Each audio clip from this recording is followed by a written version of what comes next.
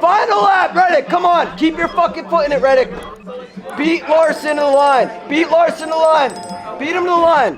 Beat him to the line. All right, everybody. Welcome on back to the Rubbin is Racing podcast. It's myself. It's Spider to my immediate right. We got Quigs in the hot seat on the left. And we got Liam on the ones and twos as always. This podcast is brought to you by NASCAR.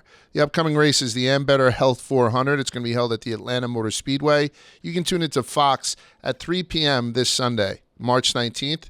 You can tune in and watch the Am Better 400 at Atlanta Motor Speedway.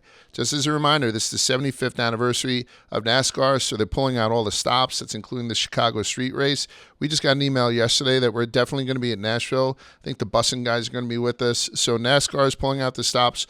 Barstool is pulling out the stops, trying to be new, trying to be different. Make sure you tune in, especially this weekend, the 19th at 3 p.m. for the Am Better Health 400 from Atlanta Motor Speedway.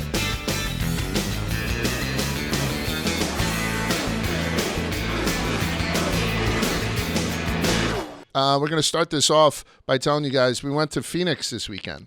Spider and I and Liam had gone to Phoenix along with Carl from Chicago. Carl wasn't with us the whole time, and even when he was with us, he wasn't really with us partially. But we hit it hard at night in Phoenix, and then we went to 2 full days of races on Saturday and Sunday. I'm going to start by shouting out the Barstool Scottsdale. Yeah, what do you think of that place, Large? Definitely not a sports bar. Not a night. It turns into a club. I tried telling you. It's filled with beautiful people. It was. I was the oldest person in the world sitting there. We did the bottle service, bottle of tequila, a couple of bottles of vodka. I found that the kids were falling behind, so I started to pick up the pace. And next thing I know, we were eating probably one of the worst pizzas I've ever had in downtown Phoenix.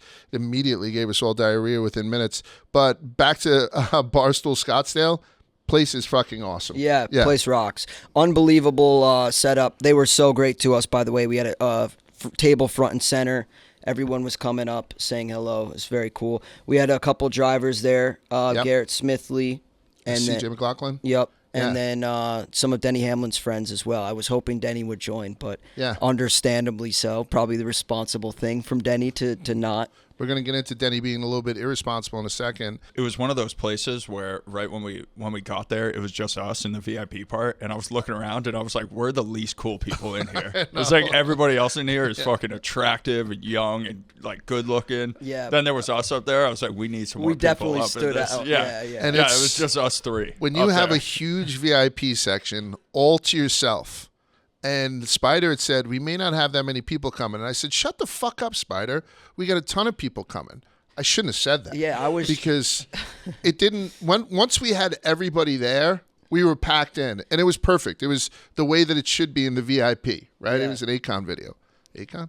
But so it was perfect. But when there was nobody there when we first got there, oh man, I was just kind of sitting in front of the buckets with the girls scantily clad trying to pour us, can I mix you another drink? I'm like, just leave me the fuck alone. Yeah. But then the call-up guys showed up, NASCAR production people, I think had like 7 people come by, including the dude that the out and about guys basically molested.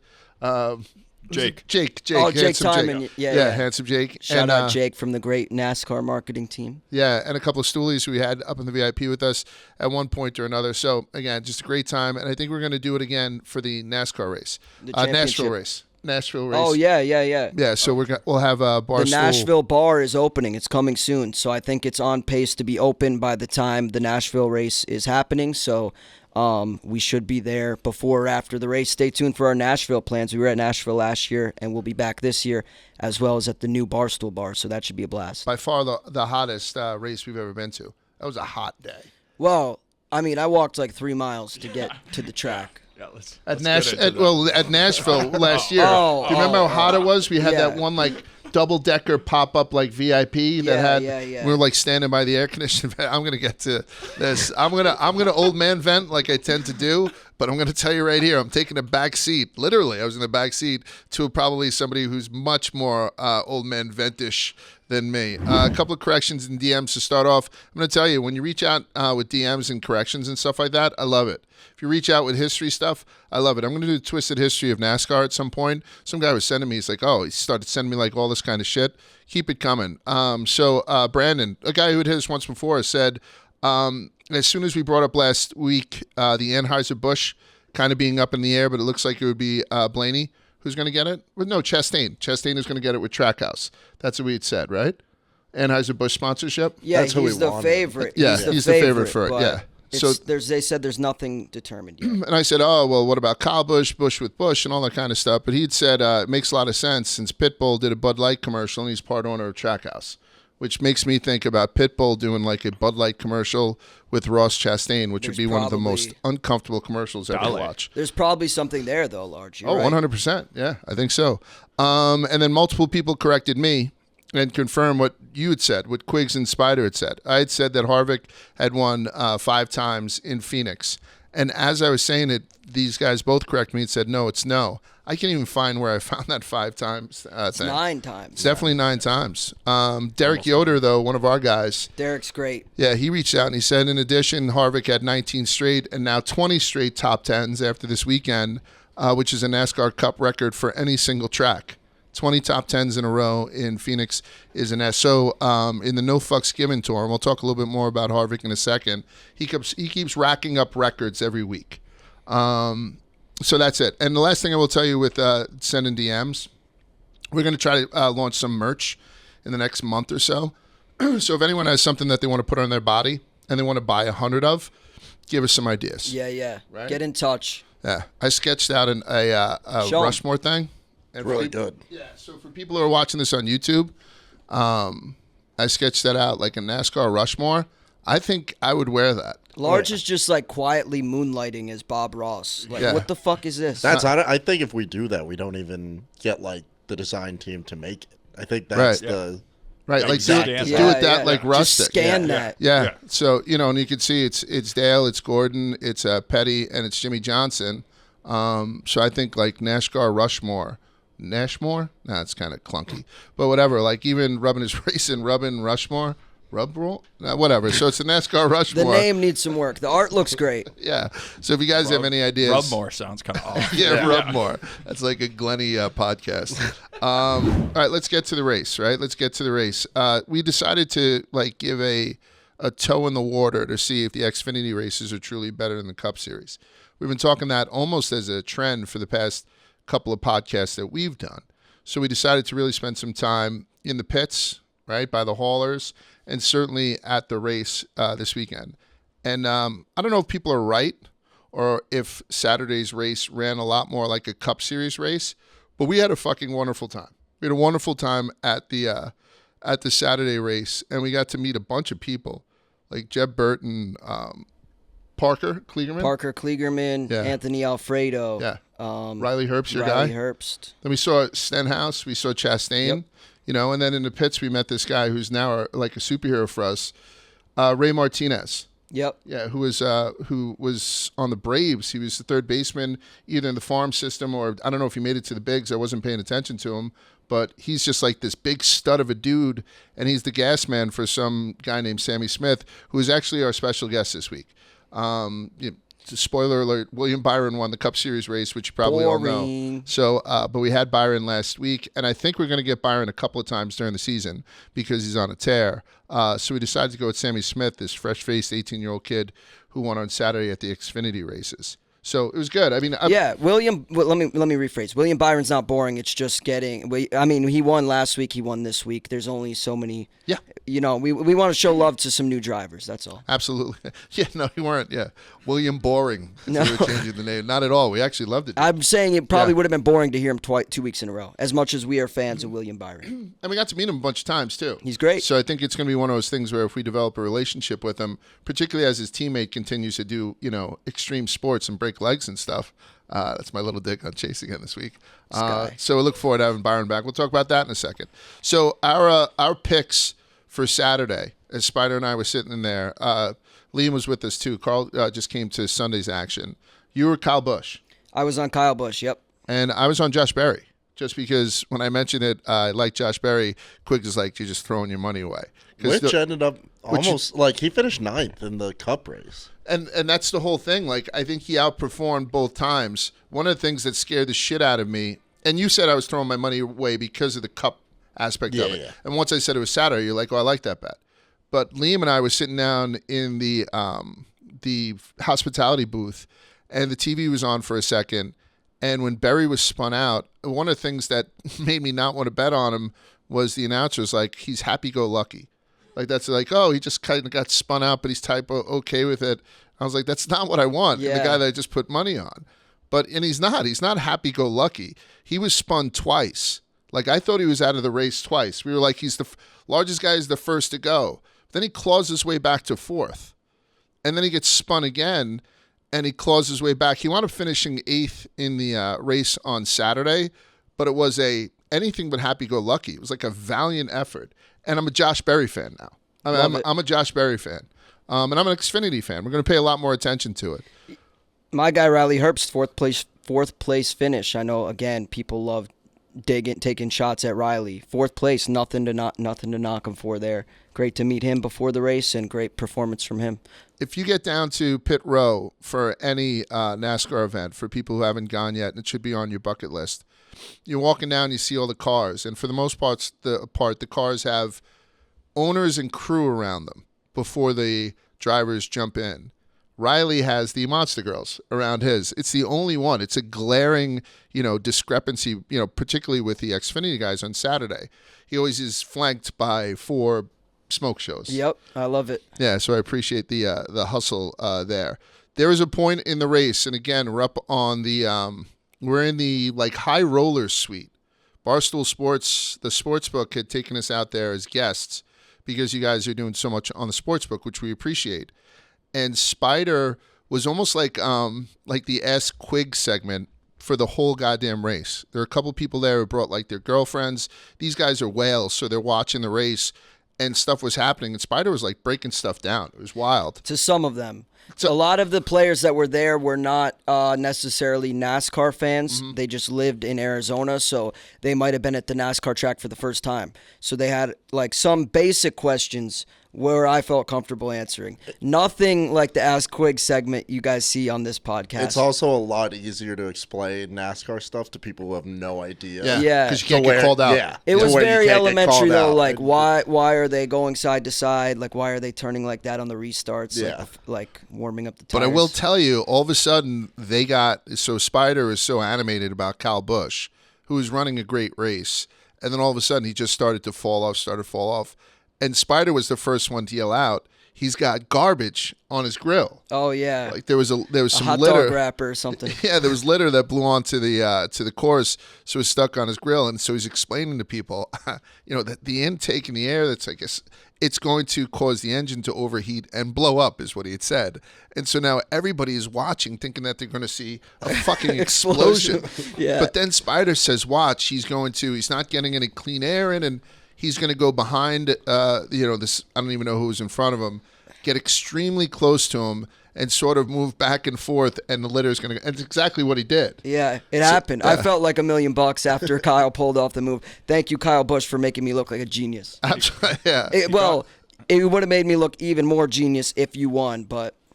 or if he exploded. Yeah, I was gonna say you definitely got everybody to pay attention there. Oh, really? Where you were like, he might fucking blow up right now. Yeah. Not until now did I realize what I was saying. He's gonna blow up. Yeah. Those people probably thought he was in serious trouble. But I mean, that is the term people use. Yeah, it is. Yeah. But, for the casual fan, again, they thought it was going to be something out of Fast and Furious. Speaking of Furious, I had my first Zyn thing, the little packet there. For people who are into this shit, at the course, they give them away for $1 a tin. Yep. And because they're a sponsor. Yeah. They used to give them out for free, and then obviously that became problematic. So I believe it's $1. And I don't think you can just go up with a duffel bag and $20. I don't think you can give out nicotine. Right. It was what it is. So they have to charge $1 for a sample. And so Liam had one out, and if people don't know what it is, it's nicotine patches. So I'd never tried one. I was like, I want to give that a try. And pouches, not patches. Pouches. I'm sorry. Yeah, imagine I started put them all over my head. Yeah. So I put one in. I liked it. I thought it was cool. It was like wintergreen or something. So it was actually, I love that shit. I love the sweet pain from a wintergreen. And then Spider, my good friend, then walks into the suite with a smoked turkey leg. which is my favorite thing in the world. Yep. So he doesn't do too much with it. You know, like you had what you had. Yeah, I'm a light eater. Yeah, I took a gigantic bite of this thing, and like a smoky turkey leg is so powerful, the zin fell out of my fucking lip, and I just chewed right through it, and I swallowed it along with the smoked turkey leg, and I did not enjoy myself at all. So yeah, I'm it's a lesson learned. I'm not against zin. Please, kids, you don't need to do anything that, whatever. Nobody needs any more vices. But I will never do one again while I'm eating, particularly smoked turkey legs. That's on me. I should have warned you when the smoked turkey leg came I saw out. you go. I saw it like business. in slow motion. Yeah. I was like, Godspeed. Oh yeah, you both watch me. Yeah, so it wasn't good. Second thing I'm going to mention is I have a new favorite in the Xfinity Who's that? series, and you had introduced me to him, Sheldon Creed. Oh, Sheldon, yeah. He's a unique driver. I mean, everything about him. He's a West Coast dude, his swagger. I think he runs like dirt bikes and pretty much everything, so he's kind of got all the forms of extreme sports going on. I just like his style. He's got the ears tucked into the hat. He's got the glasses. He's got the horn rim glasses. Yeah. He's not like one of the smaller drivers. Yeah. He's not a fat guy by any stretch of imagination. Can't be a fat guy and be a driver. But he's just built different. And he plays third. Sheldon Creed is built different. Yeah, so he finished third. And he started off-road racing in Cali, like you said. Huge fan of Pastrana growing up. His nickname's the Showstopper. Is that right? Yeah, Sheldon Creed, the Showstopper. There's nothing I don't like about this. And he's married to a UNC cheerleader. Bonked me a couple of times during the show because I'm going to mention. Chill, yeah, I know. That's what it is. As far as the race went, we watched the whole thing. Custer in a 00 Ford was on the pole, but Allgaier won stage 1 and 2 before wrecking. And in the end, it was 18-year-old Sammy Smith who held on to win the race, right? So even though Allgaier won the 2 stages, this young kid, this young punk, led 92 laps, more than any other driver, and he was in complete control towards the end of the race. The only person that was trying to run him down was his Joe Gibbs teammate, Ryan Truex, who is Martin Truex's younger brother. Martin's 42, and I think Ryan Truex is 30. Yeah. I was just really impressed, Large. We talked about the whole discussion, debate regarding Cup versus Xfinity. Is there any, water to that argument when people say Xfinity is way more exciting or entertaining to watch? And honestly, this race was kind of a point in people of that opinion, because I look at it like I had Kyle Busch, who I think was 3 or 4 to 1. Justin Allgaier was the second favorite, plus 450. And then there was a bunch of other guys. Sammy Smith was nowhere near the top. So, like, my point is the Xfinity Series is wide open. There's so much parity, even more so maybe than in Cup, despite us having, like, almost 20 different winners in last year's Cup Series. 18-year-old kid paid 18 to 1, right? Which is in fun. In the 18 car. In the 18 car. And unlike what's happening in the Cup Series, when he took the lead from Kyle Busch on lap 149, he had restarts on 157, 177, and 186. He stayed and people there. are not doing that. Yeah. Right? Like we see in the Cup Series, people are getting out to these pronounced leads, and no one can catch them except during restarts. Right. And so this kid did get out to a pronounced lead, went through 3 restarts, and still managed to win. So Sammy Smith became the youngest winner at Phoenix in an Xfinity race, and we're about to go 3 wide with him. Here's Sammy Smith. All right, so like we said, we're going 3 wide with Sammy Smith. For people who don't know who Sammy Smith is, he's actually a 6'2", 260-pound English singer-songwriter whose hit single "Unholy" won the 2022 Grammy Award for Best Pop Duo Group Performance. You got the wrong guy, Lars. Oh, you're right. So he's an 18-year-old kid from Johnston, Iowa, who drives full-time for the Xfinity Series. He's driving the number 18 Toyota Supra for Joe Gibbs Racing, part-time in the Truck Series, driving the number 17 Toyota Tundra for Tricon Garage. He has 13 races in the Xfinity Series run over 2 years, including the most important one, a win at the United Rentals 200 this weekend in Phoenix. Sammy, it's very nice to have a fresh face on the show. Welcome aboard. How's everything going? Yeah, thanks for having me on. It's been awesome these last couple of days, being able to win my first Xfinity race, and it's a new week, so we gotta get ready for Atlanta this weekend. How are you going to keep the money away from your parents? Like as soon as my kids get like birthday cards, I take the cash out of them. I spend them on pizza. What do you do with that? Yeah, I'm not a big spender, but I enjoy buying shoes. So Shoes? Whenever I get paid, I enjoy buying shoes. So that's probably my go-to. Did you pick up a new pair of shoes after this win? What's in the shopping cart? I have not yet. I haven't gotten a new pair for probably a couple weeks, so I need to get on that and start looking. But yeah, I probably might get some new dunks or something. But we'll have to check that out. Nice. Well, so I want to know, you're such a young kid. Congratulations, obviously, on all the success this early on in your career. But you've had some pretty crazy bosses that you've worked with. Joe Gibbs, Kyle Busch, to name a few. What has that been like? And I know you've been racing since you were 8. Have you ever had a job outside of racing? Yeah, it's been awesome. I've been able to race for Kyle and then also Joe Gibbs as of I have the last couple years. So it's been cool to be racing for these awesome teams and to drive fast race cars. So and to answer that question, I have not. I've always been in racing or doing school. So um, hopefully we can keep it that way. Yeah, a lot on your plate. That wasn't a knock. I Yeah, was just more so genuinely curious. I know you yeah. got your hands full with. You said you're in school currently, online. So what has that been like? You're a senior in high school, doing racing, obviously, and then also your senior year of high school. Has that been challenging? Has that been bittersweet? What has that been like? Yeah, it's definitely challenging. I've done online school since I was, I think, out of eighth grade. I started doing online school just with traveling and stuff. So finishing up my senior year this year, I only have a couple classes. So hopefully I can get finished up by June and then focus 100% on racing, which it's kind of racing's more time consuming than the school, but definitely the school thing's in the way a little bit. So Colleges for suckers. It's weird. We try to schedule drivers every week. We had Byron on last week, and obviously with him winning 2 weeks in a row, we thought we would kind of switch it up and go for a fresh face. And none fresher than yours. But it was the first time the representative said, "I don't know if that day works." He has a science test. It's like it's just kind of strange, to be navigating around.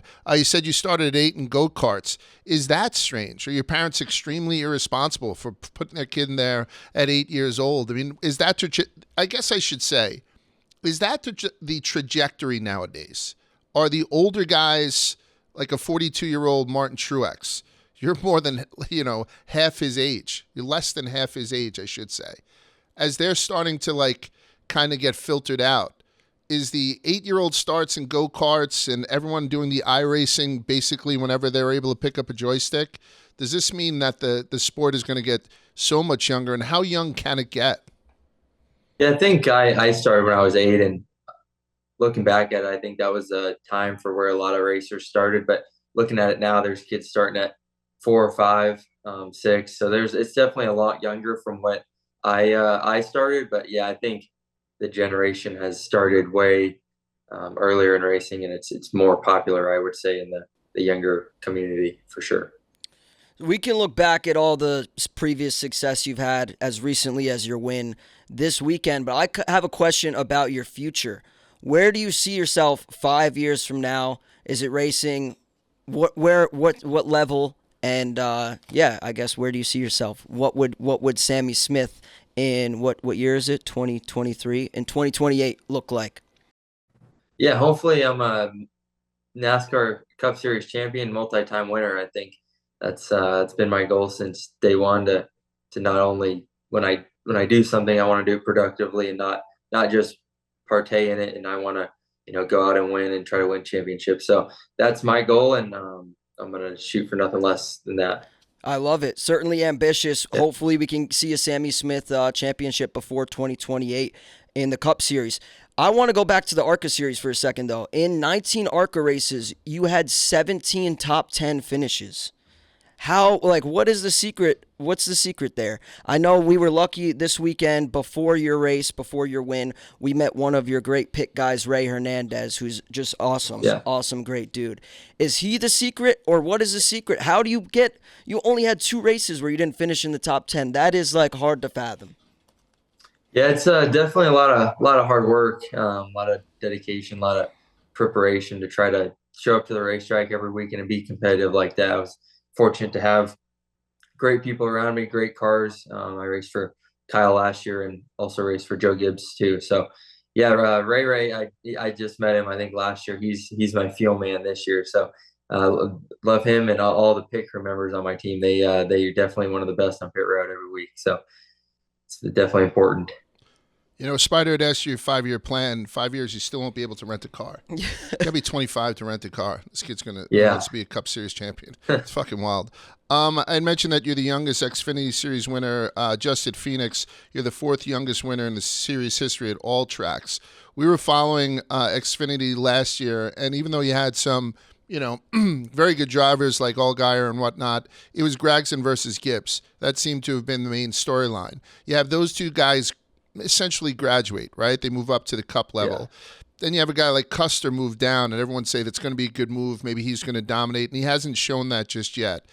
As a guy who's certainly more than our 30,000-foot view that we have, do you see any kind of rivalries starting already this young in the season? I mean, obviously your name is going from the long shot list to the favorite list very quickly on the Barstool Sportsbook. So what do you see developing this season within the Xfinity ranks?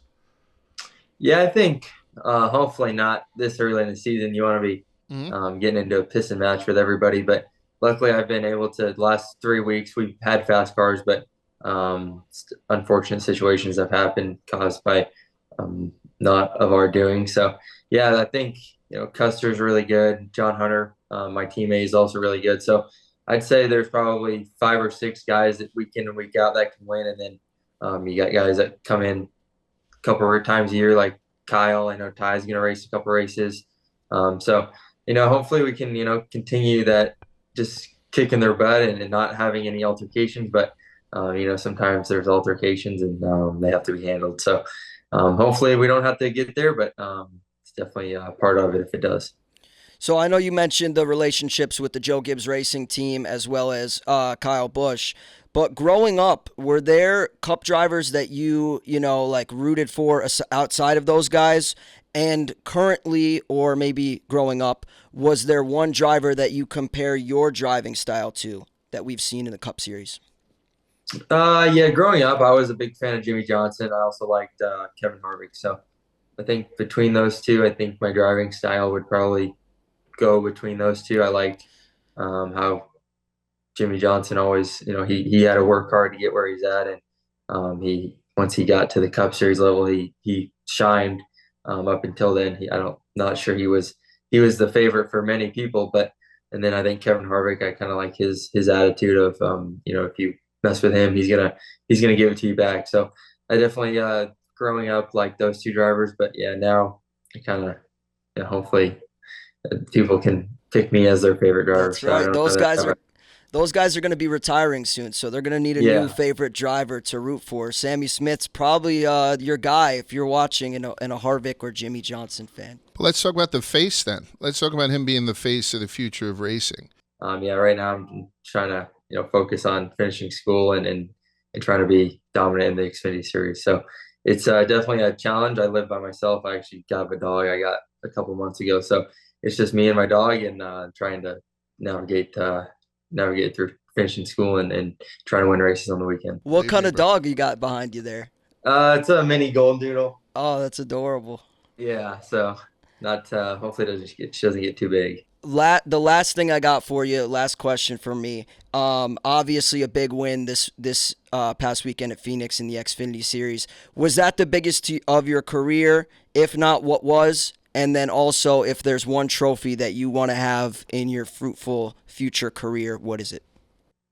Yeah, definitely that was the biggest win of my career. I feel like there were a lot of good guys in that field with Kyle Busch and John Hunter and Cole Custer. Just a lot of good guys that I was able to beat them straight up and not have anything happen that I lucked into the win or anything. So I think that was it. I was able to hold them off on those last 4 or 5 restarts that I feel like really gave me confidence that I can beat these guys, and I knew I could. I had to show myself and prove it to myself that I could do it. So definitely, I think that was my biggest win, and hopefully, come down the road as of the year, hopefully we can go win the Xfinity Series championship there in November. That's the final race. So we definitely have a dominant car. So hopefully, if we can make it to the final 4, I know we'll have a shot to win it. All right, and Sam, it ended. I know every 18-year-old kid, one of the things they have in common is they love Barstool Sports. Can you tell us what your favorite podcast is here on the platform?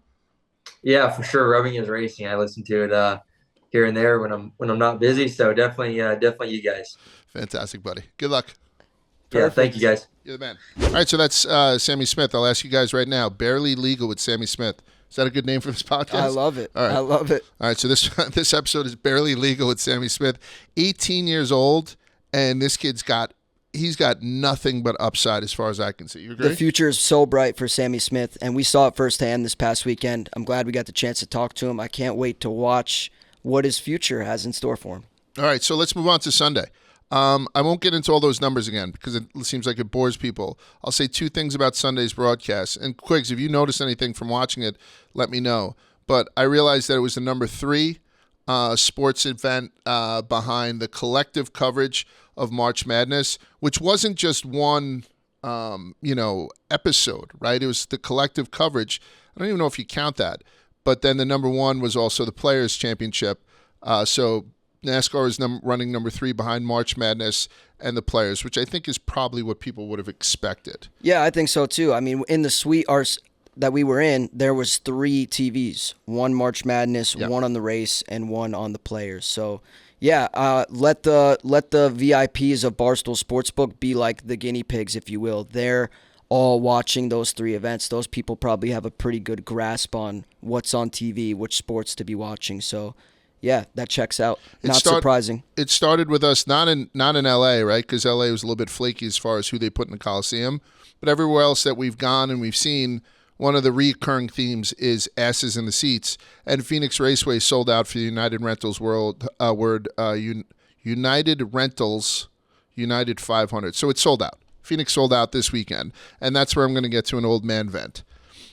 NASCAR did a great job, again, with the broadcast. Was there anything wacky with the broadcast that you saw? Was anything frustrated? No, not the broadcast itself. Okay.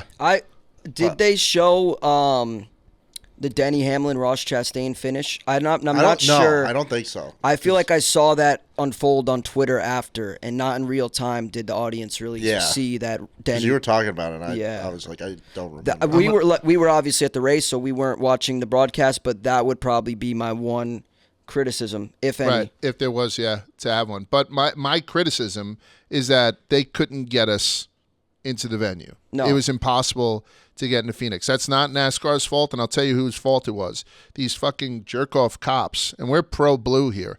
But like Liam and I and Spider went in Uber, probably the worst Uber we were ever. Cuddling. I ordered it. I ordered an Uber X instead of an Uber XL, and they sent us a Nissan Juke that was two-toned, black and yellow, like a fucking bumblebee. Like Wiz Khalifa at the Clash, black and yellow. Yeah, exactly. Except the woman who was driving it had those fat wings on her arms, and I don't know if I could say that, but I'm going to get them at some point, so I think I can. We were crammed into the back seat. Traffic everywhere. There's no way to get into Phoenix without just sitting there for an hour. So much so, my partner in crime here stormed out of a time. You can't storm out of a fucking Nissan Juke when you're sitting in the middle seat. It's just uncomfortable to watch. I'm fucking. And he got up and he walked 3 miles. The driver was trying to tell me how comfortable my seat was. I was like, woman, I have scoliosis if I'm here another 90 seconds. I need to get out. Right.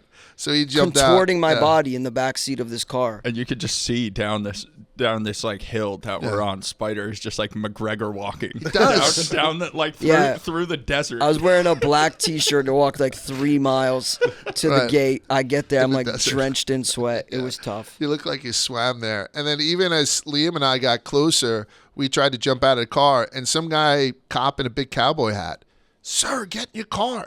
Like honestly, like I just did something bad. I think he put his hand on his piece, and I jumped back in, and we went like 10 feet more and jumped out of the car. Probably a Kyle Busch fan. Yeah, probably. So that's one. Conversely, we hung around after the Xfinity race at the barn. Highly recommend people going to the barn if they're in Phoenix for a race. It's the bar that's on campus. It's like right in the middle of, right off the midway before you get to the parking thing. And it's a good time. They just put in a bowling alley with 2 full lanes. Spider was hanging out with some guy. Kyle Troop. Yeah, that wild-haired bowler. Yeah. Oh, I saw that picture. He was hanging out with them. And then for some reason it wasn't open by the time. We closed the suites. Here's another thing for people who are just getting into NASCAR. It empties out. There are tens of thousands of people. It empties out faster than any sporting event I've ever seen. And we were in the booth our box, finishing off the beers and whatnot, we were legitimately the last people out of Phoenix Raceway. Yeah. And it wasn't that long. I mean, I've hung out in Giant Stadium longer in seats, just sort of waiting for traffic to die down. People get the fuck out of Dodge as soon as the race ends. Yep. Who was also after that? Who was the guy? I think he sang the national anthem. You were talking to Oh yeah. the guy. He Moore. was in a The brothers Bobby Moore. Moore. The He was in brothers Moore. he was in a Wally Zerbiak Timberwolves jersey. That was the only reason. I was like, who the fuck is Spider talking Yeah. to? It was Yeah, quite a him and his jersey. brother, Yeah. Bobby Moore. He goes by Bob Dylan on Instagram. Him and his brother sang the national anthem. And here's actually a photo of Bobby and Kyle Troop. So two guys I was lucky enough to meet this weekend. Shout out Bobby and shout out Kyle Troop. But we went to Rudy's instead of the barn. Also, yeah, Rudy's kicks ass. Yeah, so we just had some barbecues. We were hanging around waiting for our Uber, and I went up, I got a couple of brisket sandwiches, and they're about to close down. So Spider's like, help a brother out. I see you got some left on the steam I said, tray. hey, y'all got freebies? And the one kid was like, no. But then the other girl was like, here. And they she lit gave him me up. like 4. Yeah, lit him up. But to the race on Sunday, we had Larson and Harvick. That's the odds that we boosted. And they both ran great races. I think especially Harvick, because Larson was sitting on the pole and whatnot. I think Harvick ran a great race, and it just broke our hearts afterwards because we were sitting pretty. Yeah, we absolutely were. I mean, Larson and Harvick, they look good. They looked like they had it done. Byron looked good right off the start. I was like, when he first got by Larson to start the race, I was like, oh boy, we might be in trouble. But then, like you said, later on in the race, Harvick got in his groove. Larson got back up front, and I was like you said, I thought we were in good shape to cash either Harvick or Larson to win. And unfortunately, who was it? Harrison Burton? Yeah, we wrecked. Who caused the restart. Yeah, caused the restart. So Byron won the first stage, Larson won the second. Harvick was pulling out to a healthy lead, going into the end of the race. And, unlike what had happened with Sammy in the Xfinity races, it seems like all these lead changes happened during restarts, particularly restarts that happened during the overtime session. It did go to overtime. And William Byron, congratulations to William Byron. He pulls off his second win in as many weeks. And now we're 4 weeks into the NASCAR season, and the Chevys are just absolutely dominating. So we didn't cash there, but like we had said, we were able to cash a little bit on Tyler Reddick, who seems like he's back. We were waiting. I think we said that a lot of the problems that he had seemed to be problems that you could fix in a garage, but I found this stat. This isn't a history segment. I found this stat going to Phoenix, which floored me because Tyler Reddick taking Kyle Busch's spot for all intents and purposes, and then Kyle Busch coming out and winning in Fontana made it seem like a terrible trade for people who aren't, patient. And I know it's very early in the season, but that's all we have to talk about. But so much so that before Phoenix, Reddick was the third 23-11 driver in the standings, behind both Bubba and Travis Pastrana. Pastrana had the same amount of points as Reddick, even though all he raced in was Daytona.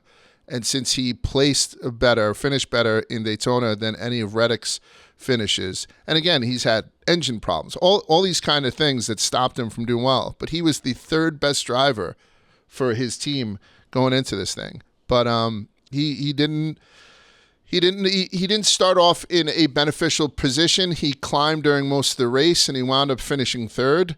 And you wound up winning money off him. I wound up winning money off him with the best Toyota. I hit him top 3 live. Yeah. So it was. So I think that Tyler Reddick was one of the guys. William Byron, congratulations on 2 in a row, and I don't think he's done at all. But I also think that we're looking for people to start to hit their groove. And one of our favorite drivers, collectively, I think all 4 of us, it's nice to see that perhaps Tyler Reddick is hitting his groove. Yeah. Yes, that's it. All right, shall we go to the over-under segment with Spider? Yeah, absolutely. Do it. What do you think of my transition sound? Was that a sound effect? I like it. So yeah, this week a lot of people impressed me. I'll start with who over-delivered. William Byron, I was not expecting to go 2 in a row, and he did. So we'll start there. Congrats, William. You're not boring. You're a winner. In fact, you're a 2-time winner now. So congrats. And probably a pretty good favorite to win the Cup championship this year. I think he moved to plus 800. I took him. Yeah. which they're still pretty tight at the top there. I think they're all plus 800, plus 700. Larson might be, but still a lot of good value to be had. Aside from William Byron, who's obviously the race winner, Josh Berry, his teammate, finished 10th, one spot behind Alex Bowman in a car that is not his. So I was really impressed with Josh Berry. He's found something, and he's on par with his teammates this week, or at least Alex Bowman. So those two guys. However, there's another team I want to talk about, and that's Stewart-Haas Racing. Almirola had a disappointing finish, but two guys that I was impressed with were Ryan Preece and my guy, Chase Briscoe. Chase Briscoe finishing 7th, Ryan Preece 12th. So great effort from Stewart-Haas Racing. I think all those drivers I just listed over-delivered today, or this week, rather. Yeah, I'm probably going to throw in Cole Custer. I don't know when, as an under-deliverer, I don't know when it's going to start to get to be desperation for him. Yeah. For his team and whatnot. But, starting on the pole on Saturday and finishing 12th, I think it's starting to be a disappointing season as we go on. And again, long season, I know that. Yep. And we love Cole Custer. We did the live show with him. Yep. So I'm hoping to have him on multiple times this year. Yeah. I just haven't seen it yet. Okay, so Cole under-delivered. Who overperformed for you? I just think that the Chevys, right? Yeah. To see the Chevys win every week, it's maybe it changes this week, but it's tough to bet against a Chevy. And if you did anytime during 2023, you fucking lost. So so that's for me. And then under, I would just say my guy Denny Hamlin. Unfortunately, I don't like the move at the end, putting Ross into the wall. I don't know. I think he told me when we were at the Diplo show, which we discussed on this show, that he was going to wreck Ross the first opportunity he got. Now, I don't think he actually did, because there was a time earlier this season where they restarted 1-2 side by side, and he could have. But it looks like Denny chose to do it here late in the race this weekend. So I don't like that move from Denny, especially because he went on his podcast and pretty much admitted that he wrecked him intentionally and said something to the tune of, like, my car wasn't what I wanted it to be and I was going to finish poorly. So I thought, hey, might as well bring Ross with me. I don't know. I think, one, if you're going to get revenge, do it in a spot where it's way more damaging than this early on in the season. Don't talk about it. Yeah, and two, don't talk about it. Well, I'll tell you what. So he said it on Actions Detrimental. That's Denny's podcast. Come and talk about it on our podcast if you're going to. And he said, quote, I saw, this is what, so NASCAR's investigating it.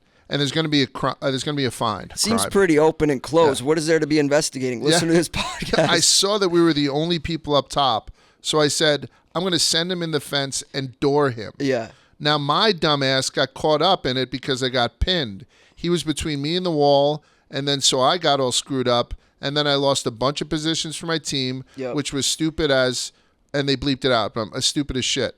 But at the time, I'm like, I'm going to finish in the mid-teens anyway because my car's just plowing here, and I'm about to get ate up by all these guys on new tires. Yep. I was just like, if I'm going to give this guy a hard time, this is going to be then. I mean, there's no, we spoke about Harvick last episode getting in trouble in the Cup Series when he had mentioned he'd spun out Gibbs.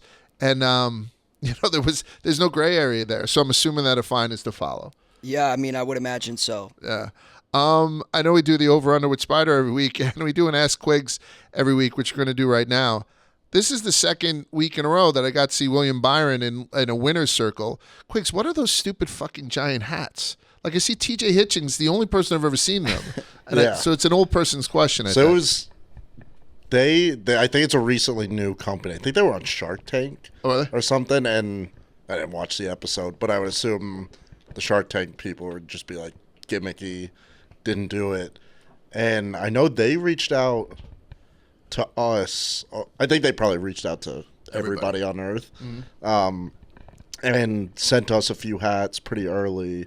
But I think it was Brian Robinson on Washington football team.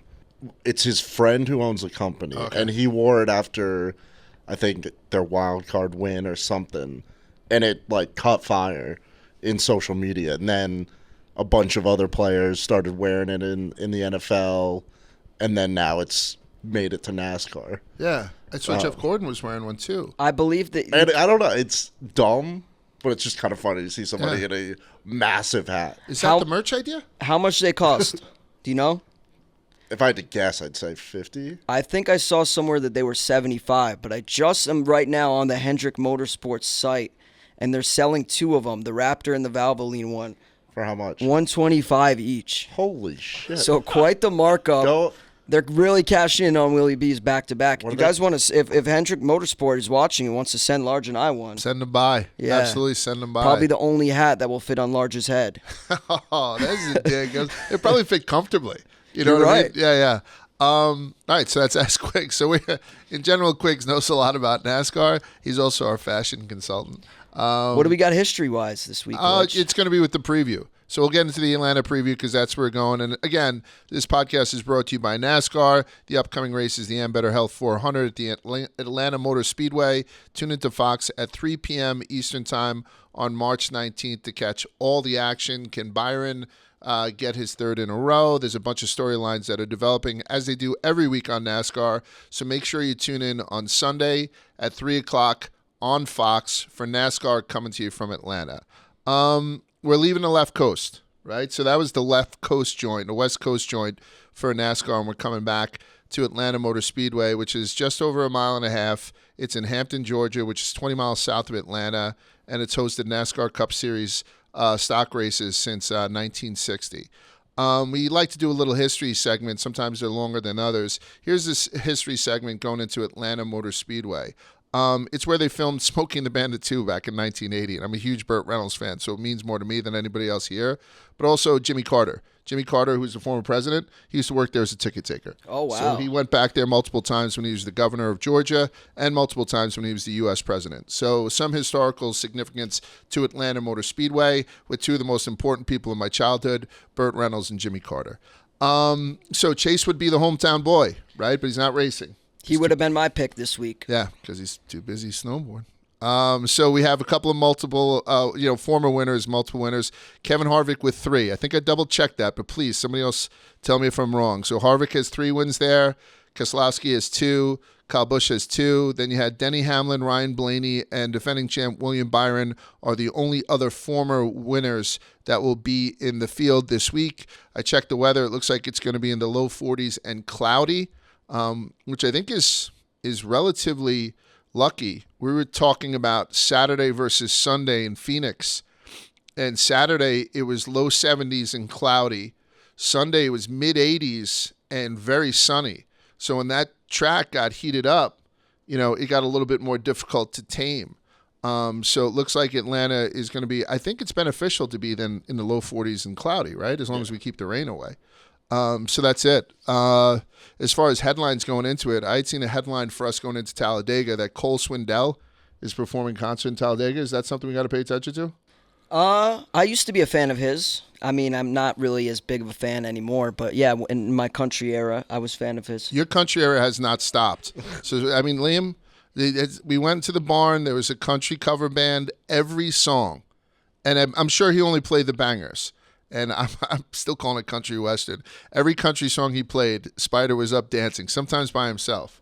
While Most of the time. These guys were being very shy. Or with randoms. Yeah. Dancing with randoms. But he knew every single song. 100%. Every single one. Yeah. I'm excited for Cole Swindell. Yeah. I'll say it. Okay. I love talking to Jeb Burton and Earnhardt and all these guys who have relatives. I love the fact that Truex's brother races. I love the, incestuous nature of NASCAR, at least the nepotistic nature of NASCAR. This week in Atlanta, Chad Chastain, he's a 24-year-old younger brother of Ross Chastain, will make his Xfinity Series debut. So on Saturday, you're going to see Chad Chastain. He's going to be in the number 91 Protect Your Melon Chevrolet. And that's his brother sometimes rides a similar car, Protect Your Melon. They come from 6 generations of watermelon farmers. And it's to raise awareness for safe driving and using seatbelts and whatnot, even though they're running up against walls and shit like that. So Protect Your Melon car, the number 91 for DGM Racing. It'll be Chad Chastain, the 24-year-old younger brother of Ross Chastain. If you guys have nothing else, I'll go right into Pickin The Tires, if that's cool with you.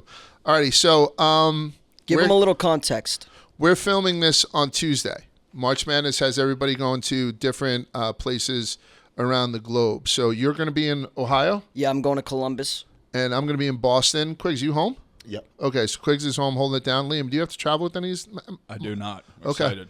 All right, yeah, that's lucky you. So Spider and I are going to be in the wind starting tomorrow. So we're taping this on Tuesday. So the Barstool Sportsbook, as of right now, only has up lines to win. And we're going to fill in our gambling graphic that Quigs puts up a little bit later on in the week. But we're going to give some reactions to what we see so far. You want to go first? Yeah, I want to go first, but I want to just say there's a lot of value to be had when you take these bets early. Right. Today's Tuesday. The favorite, William Byron, is 10-1. I guarantee come Friday, or Saturday, even Sunday morning, he's not going to be 10-1, or these odds are going to look a lot different. There's a lot of big value to be had, especially on a track that is now resembling super speedway, in which, a lot of things can happen. The big one can occur. Anyone can really win. Austin Dillon is 40-1. Noah Gregson's 80-1. So there's a lot of value. People that I like particularly, though, I'm really looking at this as a spot for Trackhouse to step up.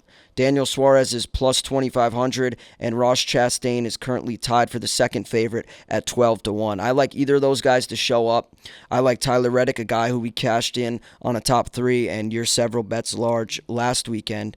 And then I also like Harvick. I know he's had some success here, but that's also like prior to the reconfiguration, the repaving, so grain of salt there. But those are my 3 guys. I'm going to give you a Chevy, a Ford, and a Toyota. It's Chastain, Reddick, and Harvick. Those are the 3 guys I like early on. Nothing is locked in, though. As Large said, we're going to see what happens with practice and qualifying and everything else. And that's what we were saying before. Like, even with Reddick, I want game time taking him, across the board. Whereas here we were just talking about him to win. So our cards will change. And Spider makes a great point. Like, I got Harvick very early in the weekend, and everyone's like, when'd you get him? Yeah. 12-1 or whatever. So. Well, also, while we're on that point, 2 weeks in a row, my outright pick has won the poll. So Joey Logano, I think, and then Kyle Larson. Kyle Larson, I don't know what I gave him out on the show, but he was plus 350. I think, on Sunday. So I think it went from plus 900 to plus 350. So it really does pay to put these picks in early on the Barstool Sportsbook, especially if you have an inkling on one of these drivers. Who do you like? I got a really boring pick this week. Let's hear it. Byron. Boo. Boring. I think he's returning champion here too. I mean, it's not even a momentum play. Like, he's won here. Chase won the last race here. If you remove him, the most other winner is William Byron. Chevys have won the last 3. Right. And he wrecked, but that race that Chase won, he was second for laps led. So, like, he's dominated. It's repaved, so it's going to be a little less racy, and it's going to be very who's got the best car. And I think if you can get him at plus 1,000 right now, do it. And then I did it last week. I took Byron live. I think that's going to be my new thing is live betting. Watch the first stage, see who looks fast, and just put a live bet in on. I was trying to take some tips from the whale players around us this weekend, and a lot of them seem to have that strategy. Yeah. Like use stage 1 You can get good numbers live. Yeah. Like, especially if you're not taking the guy that's currently in first place. Yeah. You can get very good numbers, and you can tell a lot by just how they're racing. Right. So I think that's all I have right now. I'll probably add to it once I see what's available. He's got a fast car, and he's doing what needs to be done in the 2023 season, whatever the Gen 7 cars, not being able to get clean air, whatever. He's very good on restarts, and his pit crew is excellent. Yeah. Like, that's what made the difference, in the past, and it made a huge difference because he just racked up 2 wins in a row. I jumped on to get him at plus 800 to win the championship this year. Just for the fuck of it. I'll probably take him this week too. But yeah, I mean, I thought that Austin Dillon, so we're betting this like it's a super speedway. Yeah. Right? It's like a smaller super speedway. So I think treat it kind of like it's similar to Charlotte, Texas. Okay. That kind of vibe. I thought Keselowski at 18-1. I mean, nobody looks at Brett K as much anymore. I'm going to do a bunch of stuff towards the end of the week like these guys are, but I'll mention right now that I locked in Brett K at 18-1. And I took Corey LaJoie races well here. And I know I took him as just a flyer last week. Very small again this week because he's 50. Yeah, he's 50-1. So, I'm probably going to bet him for like top 10 finish, to be honest, on my final card. But I put something in just to lock that in. And it winds up I have a new bet that I got to do every week. My 13-year-old daughter likes Ty Gibbs. She's like, oh, how Ty do? And she's not like one of those. And I'm like, oh, that's, when you have a daughter and she likes any boy or finds him cute, you always like, you don't, respect it or want to promote it. But the rest of her friends, are all like thinking guys that I like even less. So I'm putting $5 on Ty Gibbs to win or $10 for Bridget every week. I love it. So know that this kid fucking happens again to the winner's circle. I'm going to make a little bit of change because my daughter thinks he's adorable. Right? It's all right. Yeah, so I'm going to go Brad K. I put a little bit on Corey LaJoie, and I think I'm going to try to get Corey LaJoie like at least a top 10 finish. And then I might piggyback the Austin Dillon and William Byron. Just, I'll see it as it gets. LaJoie almost won here last year, right? Yeah. I feel like he's going to be a trendy pick this week. Yeah, I think so too. But I think that probably comes in from 50-1. So I'm going to lock that in now. I like it. And that's it. All right, so that's it for this week's Rubbin is Racing. Again, if you guys see anything that you didn't like, DM any of us and we'll make it better. And if you have any ideas for merch that doesn't include homemade sketches of Mount Rushmore or gigantic fucking hats, let us know also. Follow everybody on social, particularly the Rubbin is Racing social, which kills it during the races and beyond. And we'll see you guys next week. See you.